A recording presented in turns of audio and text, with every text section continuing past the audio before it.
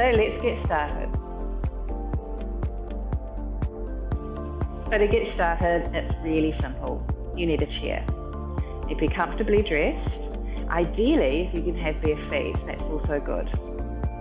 Thinking about the chairs that you've got in your home, that you may have a dining chair, so that doesn't have any arms, that's absolutely fine, or an armchair with arms on there, all good.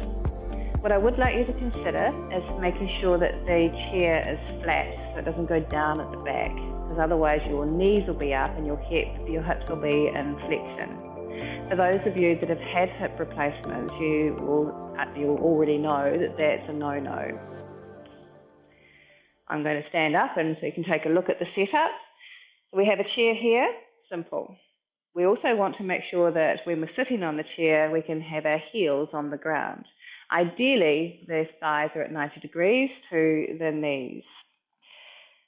I've got 2 blocks here. They are useful if people can't actually reach the floor with their heels. Blocks are great, but also you can have any old book as long as the 2 books are the same size. I've got a ball, it's an added extra that is to help reference where you are in space and also provide resistance. A couple of blankies there if you need to, just to help your lower back have more support. So thinking about the alignment, our head is on the top of our spine. We've got our shoulders, our hips, our knees and toes. It sounds like a song, doesn't it? When you are seated and standing, it's important that the head is on top of the spine and that you feel aligned. So we want you to be sitting or standing in a nice alignment. Think about the architecture of the skeleton. If you're in, then the change is if you have your knees in, you change the shape of your spine and your pelvis. If your knees are out, you're also changing the shape of your alignment. So the first thing is making sure that you're comfortable and that you have sort of length in the spine and length in the back of the neck. To get started, we are just simply going to have some quiet breath work. Quiet breath work is really good for the nervous system, it's good for you to connect and just sort of come into the practice.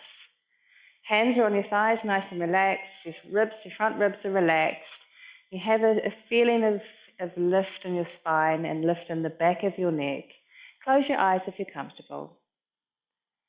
And then simply breathe. Just feel the air come in, all the way into the lungs, and all the way out. Take about 3 or 4 breaths. Lovely. Then we're going to consider how we can use our diaphragm. It's going to help support the pelvic floor and also open up the back of the lungs. So what I'd like you to do is simply give yourself a hug. Feel the weight of the hands on your shoulders. Still keep the length in the back of your neck. Close your eyes if you're comfortable and think about looking to the tip of your nose behind your closed eyes. Sit with this for a while, and then as you're breathing in and the muscle of the diaphragm will go down into the pelvic floor, allowing space for the air to come into the top of your lungs. And then soften on the exhale, a long exhale. Take a few breaths like this, just feeling the air into the back of the body. And then if you're comfortable, I'd like you to slowly turn your hands out. As you do that, you may feel there's a change in your collarbones and there's more accessibility into the back of your body. Take a few more breaths, really breathing in. Imagining the diaphragm muscle going down into the pelvic floor. Imagining the air coming through the body right to the top lobes of your lungs. And then softly exhale.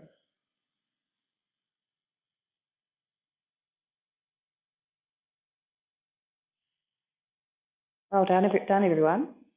That's step 1.